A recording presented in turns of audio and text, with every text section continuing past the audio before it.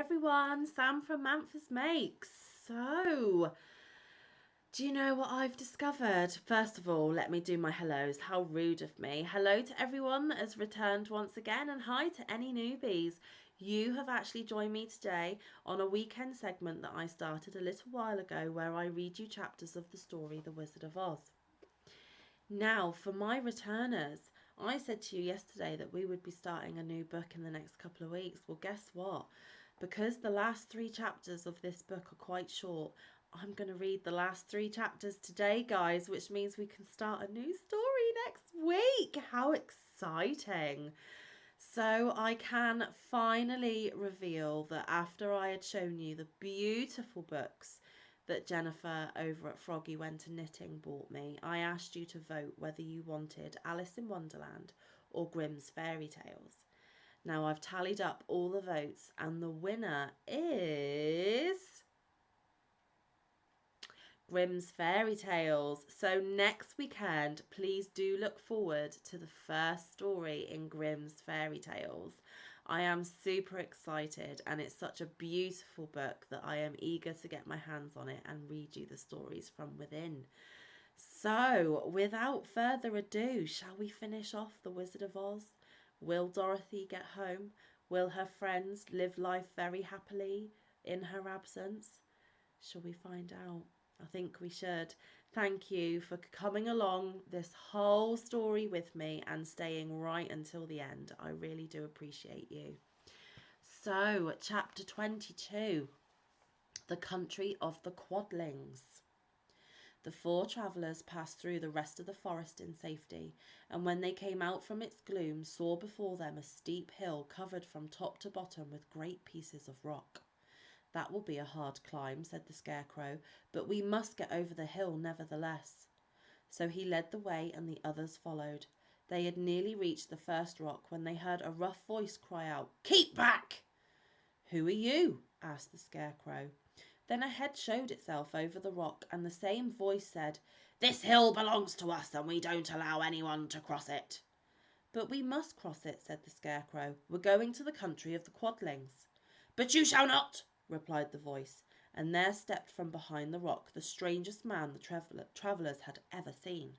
He was quite short and stout, and had a big head which was flat at the top and supported by a thick neck full of wrinkles. But he had no arms at all, and seeing this, the Scarecrow did not fear that so helpless a creature could prevent them from climbing the hill. So he said, "I'm sorry not to do as you wish, but we must pass over your hill whether you like it or not," and he walked boldly forward. As quick as lightning, the man's head shot forward, and his neck stretched out until the top of the head, where it was flat, struck the Scarecrow in the middle and sent him tumbling over and over down the hill. Almost as quickly as it came, the head went back to the body, and the man laughed harshly as he said, "It isn't as easy as you think." A chorus of boisterous laughter came from the other rocks, and Dorothy saw hundreds of the armless hammerheads upon the hillside, one behind every rock. The lion became quite angry at the laughter caused by the Scarecrow's mishap, and giving a loud roar that echoed like thunder, he dashed up the hill. Again a head shot swiftly out, and the great lion went rolling down the hill as if he had been struck by a cannonball. Dorothy ran down and helped the Scarecrow to his feet, and the lion came up to her feeling rather bruised and sore, and said, "It is useless to fight people with shooting heads. No one can withstand them." "What can we do then?" she asked. "Call the winged monkeys," suggested the Tin Woodman. "You have still the right to command them once more." "Very well," she answered, and putting on the golden cap she uttered the magic words. The monkeys were as prompt as ever, and in a few moments the entire band stood before her. "What are your commands?" inquired the King of the Monkeys, bowing low. "Carry us over the hill to the country of the Quadlings," answered the girl. "It shall be done," said the king, and at once the winged monkeys caught the 4 travellers and Toto up in their arms and flew away with them. As they passed over the hill, the hammerheads yelled with vexation and shot their heads high in the air, but they could not reach the winged monkeys, which carried Dorothy and her comrades safely over the hill and set them down in the beautiful country of the Quadlings. "This is the last time you can summon us," said the leader to Dorothy, "so goodbye and good luck to you." Goodbye, and thank you very much, returned the girl, and the monkeys rose into the air and were out of sight in a twinkling. There's the hammerheads.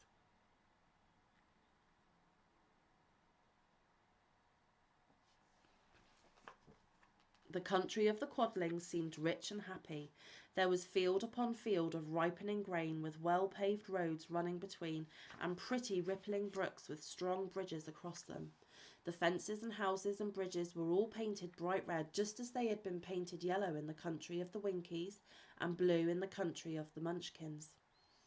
The Quadlings themselves, who were short and fat and looked chubby and good-natured, were dressed all in red, which showed bright against the green grass and the yellowing grain.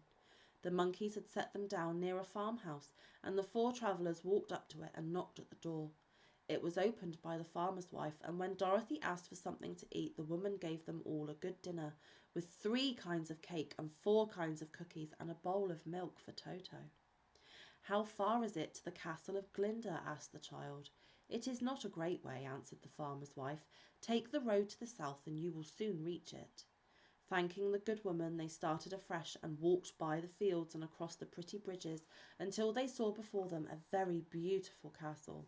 Before the gates were 3 young girls dressed in handsome red uniforms trimmed with gold braid, and as Dorothy approached, one of them said to her, "Why have you come to the south country?"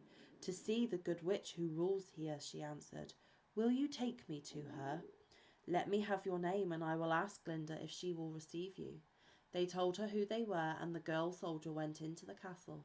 After a few moments she came back to say that Dorothy and the others were to be admitted at once. So we're already at the castle, guys. It really is fast approaching the end now. So,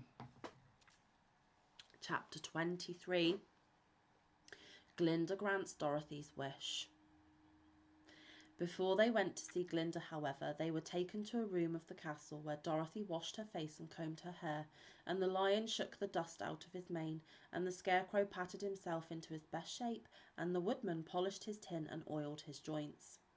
When they were all quite presentable, they followed the girl soldier into a big room where the witch Glinda sat upon a throne of rubies.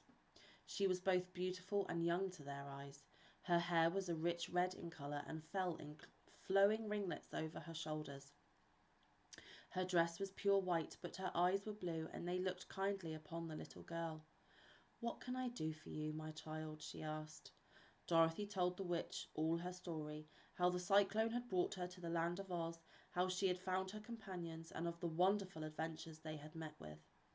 "My greatest wish now," she added, "is to get back to Kansas, for Aunt Em will surely think something dreadful has happened to me, and that will make her put on mourning, and unless the crops are better this year than they were last, I am sure Uncle Henry cannot afford it." Glinda leaned forward and kissed the sweet upturned face of the loving little girl. "Bless your dear heart," she said. "I am sure I can tell you of a way to get back to Kansas." Then she added, "But if I do, you must give me the golden cap." "Willingly," exclaimed Dorothy. "Indeed, it is of no use to me now, and when you have it, you can command the winged monkeys 3 times." "And I think I shall need their service just those 3 times," answered Glinda, smiling. Dorothy then gave her the golden cap, and the witch said to the Scarecrow, "What will you do when Dorothy has left us?"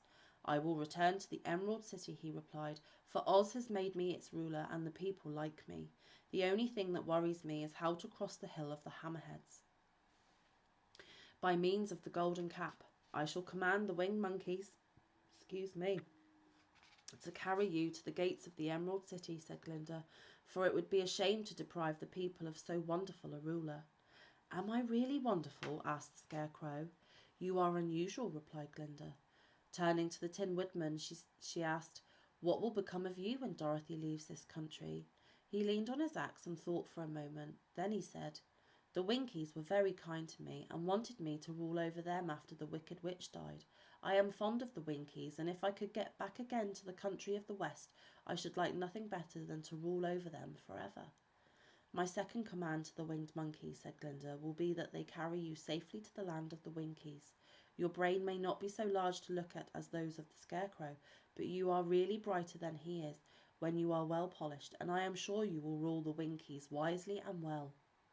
Then the witch looked at the big shaggy lion and asked, "When Dorothy has returned to her own home, what will become of you?" "Over the hill of the Hammerheads," he answered, "lies a grand old forest, and all the beasts that live there have made me their king. If I could only get back to this forest, I would pass my life very happily there." "My third command to the winged monkey," said Glinda, "shall be to carry you to your forest. Then, having used up the powers of the golden cap, I shall give it to the king of the monkeys. Then he and his band may thereafter be free for evermore." The Scarecrow and the Tin Woodman and the Lion now thanked the Good Witch earnestly for her kindness, and Dorothy exclaimed, "You are certainly as good as you are beautiful, but you have not yet told me how to get back to Kansas." "Your silver shoes will carry you over the desert," replied Glinda. "If you had known their power, you could have gone back to your Aunt Em the very first day you came to this country." "But then I should not have had my wonderful brains," cried the Scarecrow. "I might have passed my whole life in the farmer's cornfield." "And I should not have had my lovely heart," said the Tin Woodman. "I might have stood and rusted in the forest till the end of the world." "And I should have lived a coward for ever," declared the Lion, "and no beast in all the forest would have had a good word to say to me." "This is all true," said Dorothy, "and I am glad I was of use to these good friends. But now that each of them has had what he most desired, and each is happy in having a kingdom to rule besides, I think I should like to go back to Kansas." "The silver shoes," said the Good Witch, "have wonderful powers."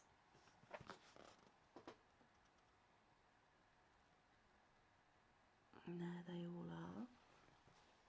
"And one of the most curious things about them is that they can carry you to any place in the world in 3 steps, and each step will be made in the wink of an eye. All you have to do is to knock the heels together 3 times and command the shoes to carry you wherever you wish to go." "If that is so," said the child joyfully, "I will ask them to carry me back to Kansas at once."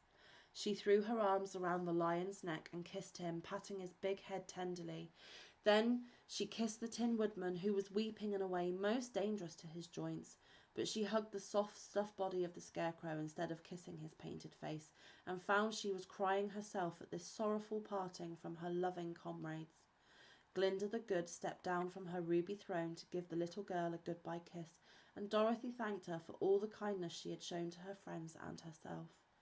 Dorothy now took Toto up solemnly in her arms, and having said one last goodbye, she clapped the heels of her shoes together 3 times, saying, "Take me home to Aunt Em."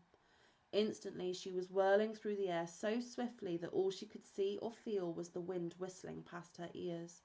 The silver shoes took but 3 steps, and then she stopped so suddenly that she rolled over upon the grass several times before she knew where she was. At length, however, she sat up and looked about her. "Good gracious!" she cried, for she was sitting on the broad Kansas prairie, and just before her was the new farmhouse Uncle Henry built after the cyclone had carried away the old one. Uncle Henry was milking the cows in the barnyard, and Toto had jumped out of her arms and was running towards the barn, barking furiously. Dorothy stood up and found she was in her stocking feet, for the silver shoes had fallen off in her flight through the air and were lost forever in the desert. Okay, this last chapter isn't even a page long.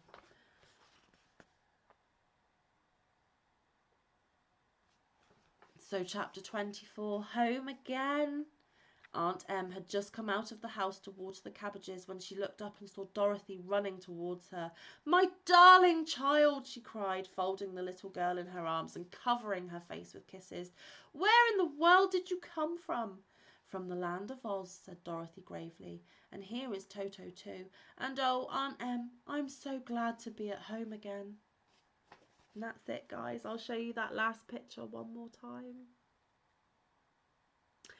So that's it. That's the Wizard of Oz all done and dusted. My gracious, what a wonderful, wonderful story, and what a lovely journey we have all had along the way. There has been ups, there has been downs, but we all knew there would be a happily ever after. Yeah, so I am excited for next week to start the new one. But before we start the new story, I will at first film the little bit I need to do regarding the surprise hidden within these chapters. we will get that ironed out and sorted before we begin the new book. So if you do know what the surprise is, and if you have put your name forward, then look out, because next Saturday I will be telling who has been successful. So then, until then, guys, please do enjoy the rest of your Sunday. That has finished off my Sunday with a lovely smile on my face. Although really I'm recording this on Friday.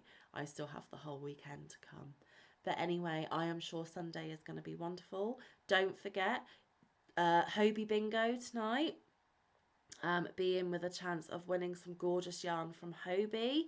And even if you don't win, you get 100 points every time that you play. And literally all you have to do, download the app onto your phone. Go into bingo.